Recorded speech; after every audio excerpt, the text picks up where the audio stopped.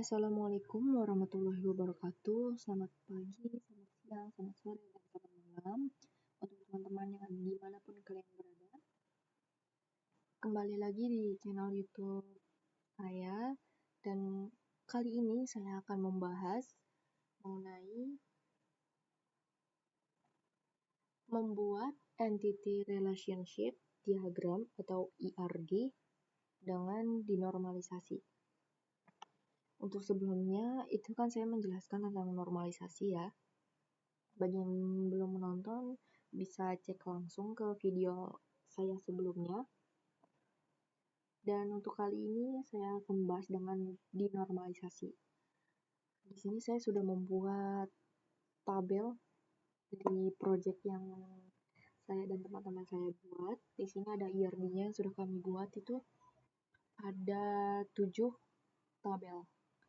Ada tabel sertifikat, tabel peserta, tabel notifikasi email, tabel acara, tabel presensi, tabel panitia admin.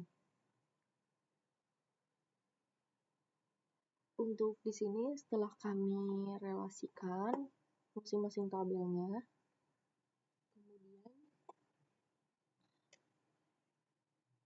hubungan many to many-nya itu ada di antara tabel acara yang ini dan tabel peserta yang setelah dihubungkan muncullah tabel acara presensi peserta, mohon maaf. Nah, kemungkinan dinormalisasinya itu gabungan tabel acara dan acara yang peserta ini untuk menghindari join ketika mencari acara yang diikuti oleh peserta. Kemudian, gabungan tabel peserta dengan presensi, dengan yang ini, karena sering diakses bersama untuk memantau kehadiran dari peserta. Kemudian, di sini saya sudah tujuan dinormalisasi itu kan untuk meningkatkan performa query dengan mengurangi jumlah join antar tabel, terutama untuk skenario yang sering diakses bersama. Ini juga berguna untuk sistem dengan volume data besar ya, atau kebutuhan akses data yang cepat. Seperti ini, saya membuat diagram query untuk data yang besar ya, jadi bisa menyimpan peserta, sudah pasti, kemudian ada notifikasi email, kemudian acara juga, dan sertifikat juga. Baik, penggabungan tabelnya itu saya kan ada tabel peserta, presensi, sertifikat, dan acara. Digabung menjadi tabel baru. Peserta detail acara. Antara peserta, acara, presensi, dengan sertifikat. Kemudian ada lagi peserta, notifikasi email,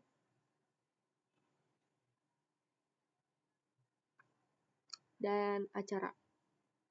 Itu bisa membuat tabel baru menjadi notifikasi peserta. Di sini saya sudah membuatkan contoh dinormalisasinya ya.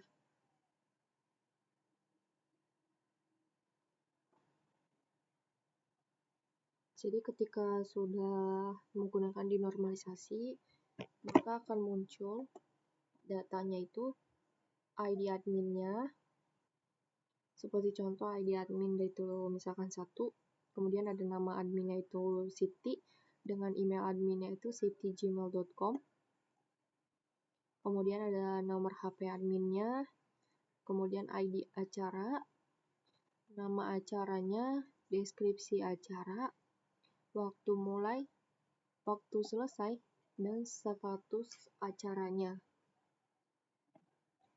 Jadi ketika dinormalisasikan itu, dia menggabungkan beberapa tabel atau proses pengubahan struktur basis data dengan menggabungkan ya tabel-tabel yang sebelumnya dipisahkan dalam proses normalisasi seperti yang sebelumnya saya buat di video yang sebelumnya untuk mengurangi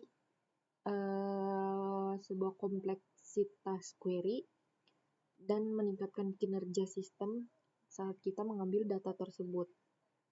Bisa dibilang dalam kata lain itu dilakukan dengan menambahkan redundansi ya. Data yang sama disimpan di beberapa tempat. Tujuannya itu supaya mempercepat akses ke data, terutama untuk operasi pembacaan yang sering dilakukan. Buat yang bingung, perbedaan dinormalisasi dan normalisasi itu apa? Jadi, kalau misalkan normalisasi itu kan tujuannya untuk menghilangkan redundansi data. Nah, terus juga dapat membagi tabel menjadi tabel-tabel kecil, terus menghindari inkonsistensi data, seperti misalkan di bagian sini, contohnya di tabel peserta dan presensi, itu terpisah supaya data peserta ini tidak perlu disimpan berulang di tabel presensi. Makanya jadi mereka dipisah.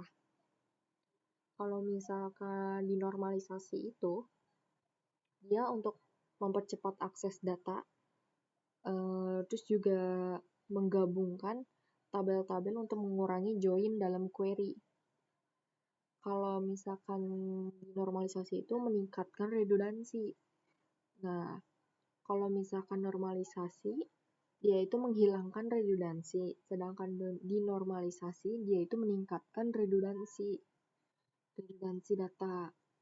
Contohnya kalau yang di sini saya penggabungan dari tabel peserta dengan presensi menjadi satu tabel sehingga data peserta langsung tersedia di tabel presensi.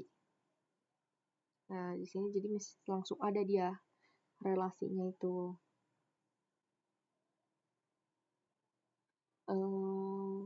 Kapan sih kita tuh dinormalisasi dibutuhkan atau dilakukan? Nah, mungkin bisa dilakukan jika sistem membutuhkan kinerja yang sangat tinggi untuk membaca data, atau query sering melibatkan join antar banyak tabel yang membuat waktu eksekusi jadi lebih lambat. Atau bisa jadi sama seperti saya di sini kasusnya, kebutuhannya untuk mengoptimalkan kinerja dari database pada skala besar atau big data. Jadi buat yang punya atau membuat database yang berskala besar seperti saya ini, harus atau bisa dibilang lebih baik menggunakan dinormalisasi. Mungkin segitu saja penjelasan yang saya bawakan. Semoga bermanfaat bagi kalian semua dan cukup dipahami oleh kalian semua. Terima kasih. See you next time di next video.